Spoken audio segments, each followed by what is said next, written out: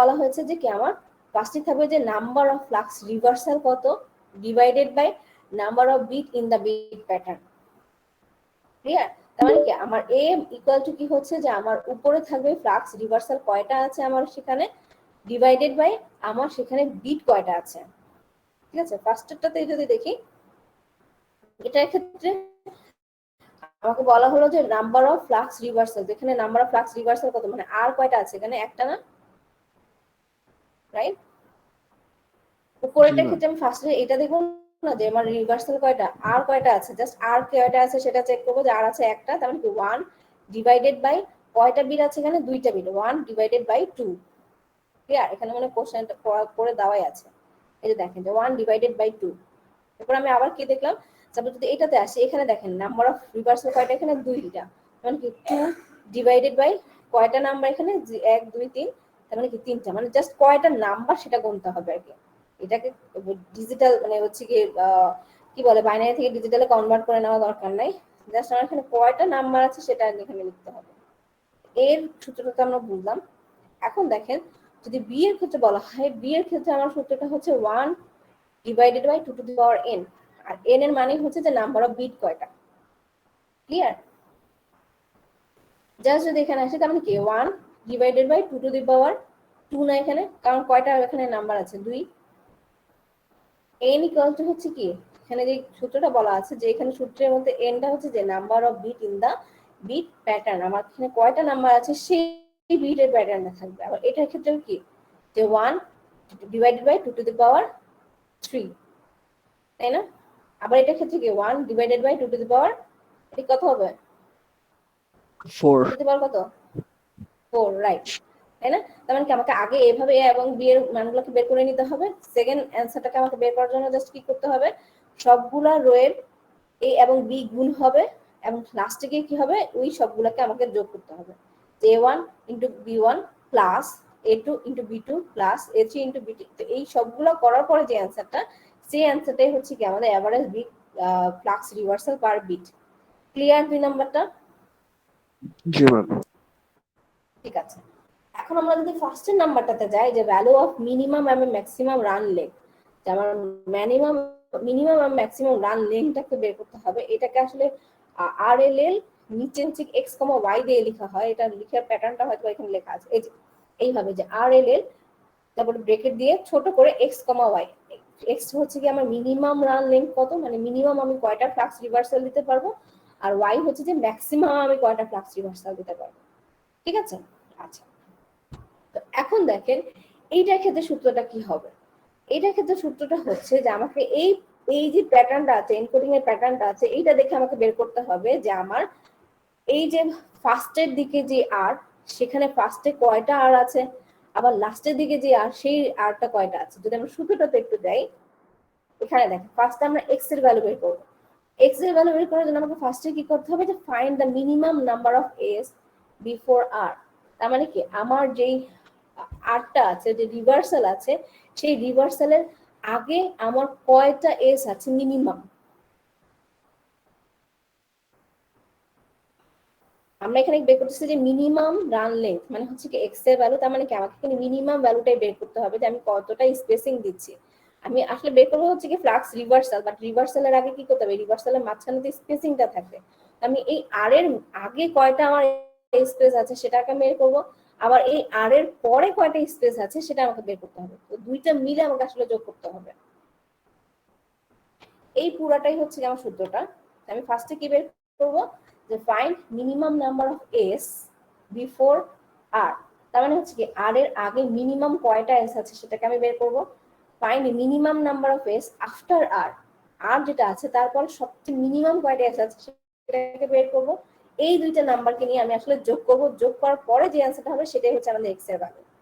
ঠিক আছে? তো ফার্স্টে যদি আমি বের করি যে minimum number of S before R, সেক্ষেত্রে যদি আমি যাই এখানে দেখেন এখানে সবগুলোর ক্ষেত্রে যে বিটের প্যাটার্নটা আছে এই যে সবগুলোর ক্ষেত্রে যে বিটের প্যাটার্নটা আছে সবগুলোর ক্ষেত্রে একদম মিনিমাম এস কয়টা আছে এখানে।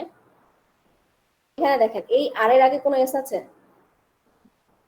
না ম্যাম।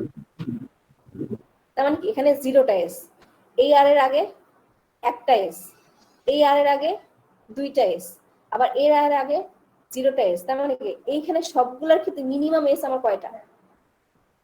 এখানে 0টা পাচ্ছি, এখানে 1টা পাচ্ছি, এখানে 2টা পাচ্ছি, এখানে 0টা, এখানে 3টা, এখানে 2টা, এখানে 4টা। তাহলে মিনিমাম এস কয়টা আমার এখানে? আর এর আগে 0 অবশ্যই মিনিমাম। তার মানে কি আমার বিফোর আর এর ক্ষেত্রে আমি মিনিমাম পাচ্ছি 0। আর এখন চিন্তা করেন যে আমার লাস্টের দিকে যে আর গুলো আছে সবগুলোর পরে আফটার আর এর ক্ষেত্রে সবচেয়ে মিনিমাম কয়টা এস আছে আমার এখানে? এখানে দেখেন 3টা তো ম্যাক্সিমাম, এখানে আবার কি 2টা, এটা নেওয়া যেতে পারে, অথবা এখানেও 2টা। মানে আপনি যখন কোনো একটা ভ্যারিয়েবল উল্লেখ করবেন তখন তো ওইটা 0 হতে পারে না, মানে আর এর আগে সর্বনিম্ন অবশ্যই 0 হতে পারে তো, মানে আপনি সর্বনিম্ন 0 তো একটা নাম্বার। বাট আপনি এস ফাইন্ড করতেছেন, মনে করেন যে একটা স্ট্রিং এর লেন্থের মধ্যে আপনি এস ফাইন্ড করতেছেন, একটা সার্টেন মনে করেন আর আগে কয়টা এস, মিনিমাম কয়টা এস, আর আগে মিনিমাম একটা এস, কারণ ওইখানে তো নাল ভ্যালু মানে কিছুই তো নাই। কিছুই তো নাই, তার মানে হচ্ছে কি যে মিনিমাম কয়টা, মিনিমাম এস কয়টা আছে এখানে? 0টা এস, তাই না? মিনিমাম নাম্বারটা কত? মিনিমাম নাম্বারটা তখনই আসবে যখন হচ্ছে আমার ওই পাশে ভ্যালু। আচ্ছা এখানে জিরো কাউন্ট হচ্ছে, এখানে জিরোকে একটা নাম্বার হিসেবে ধরা হচ্ছে। 0 তো নাম্বারই, ওদিকের 0 কেন কনসেপ্ট এখানে কাউন্ট তো হবে না এটা মিলাম। আমাকে বলেন। 0 তো নাম্বারই। নাল আর জিরো ডিফারেন্স আছে। না, এখানে তো আমি তো নালটাকে খুঁজে বের করছি না, আমাকে এখানে জাস্ট নাম্বারটা বের করতে হবে যে আমি আর এর পরে মিনিমাম কয়টা এস পাচ্ছি। এখানে না থাকাও তো একটা নাম্বার যে 0 এখানে, তাই না? জি ম্যাম।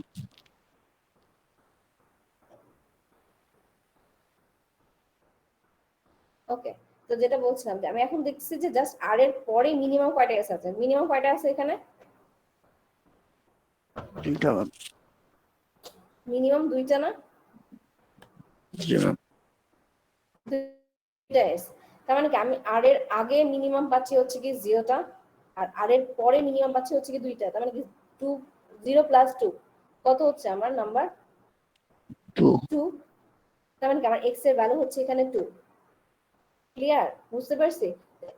জি ম্যাম। নাল কথাটা তখনই আসে যখন আমরা হচ্ছে কি যে জাস্ট কোনো কিছু ক্যালকুলেশন আনছি না, বাট আমি এখানে একটা জিনিস আছে আর একটা জিনিস নাই। তার মানে হচ্ছে কি যে আমি এখানে যে নাম্বারটা বলছিলাম যে আমার এস ইকুয়াল টু 1 থেকে শুরু করে আমার হচ্ছে কি 10 পর্যন্ত হতে পারে, বাট এস যে নাই সেটাও তো একটা নাম্বার। এস হচ্ছে কি 0টা, মানে একদম নাই।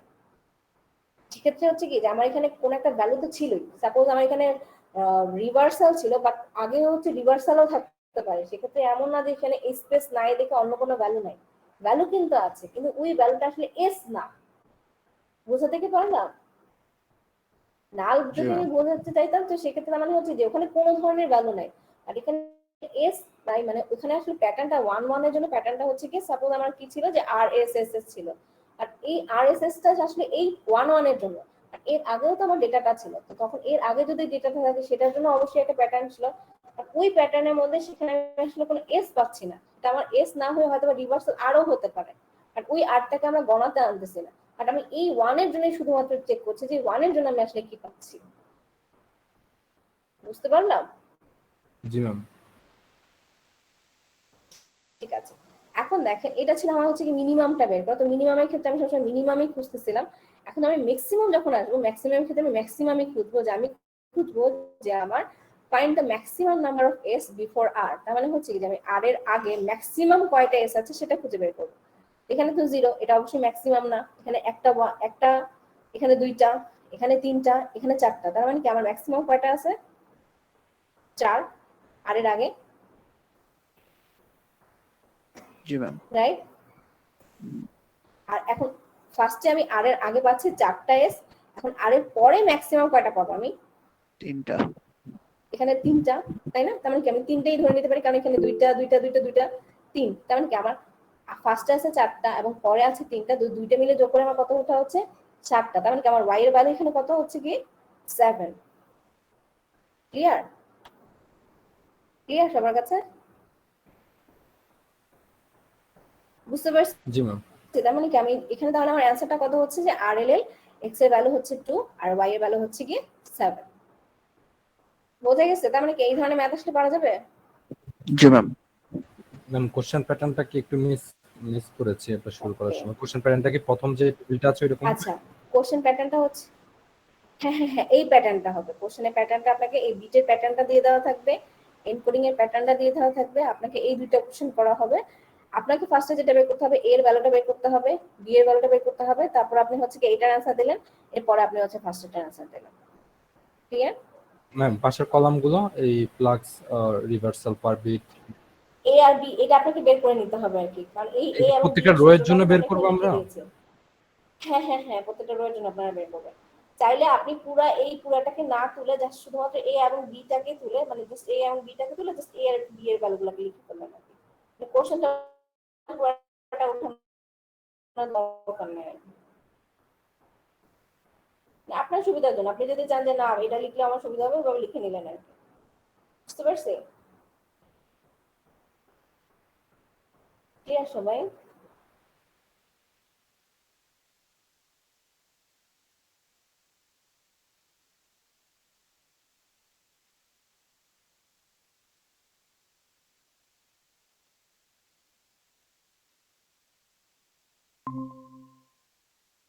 আপনাকে হচ্ছে আপলোড করে দেওয়ার ট্রাই করবো আর কি। হ্যাঁ, জাস্ট অ্যাটেন্ডেন্সটা ম্যাম নিয়ে মিড আপনাদেরকে ছেড়ে বায়াস দিচ্ছি। ইয়ার কুইজের মার্কসটা দেন না।